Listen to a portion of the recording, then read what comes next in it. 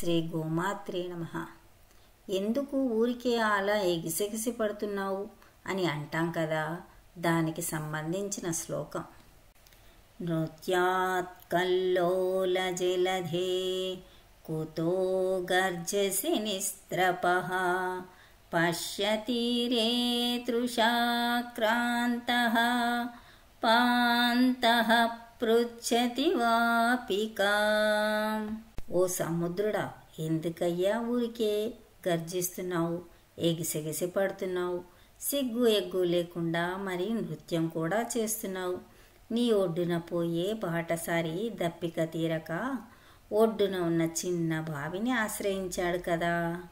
ఇక్కడ మనం తెలుసుకోవాల్సింది ఏమిటంటే, మనకు ఎంత ఉంటే ఏం లాభం? ఎదుటివారి అవసరాన్ని, మన అవసరాన్ని కూడా తీర్చుకోలేక సముద్రంలోని అలలా ఎగిసెగిసి పడటం తప్ప.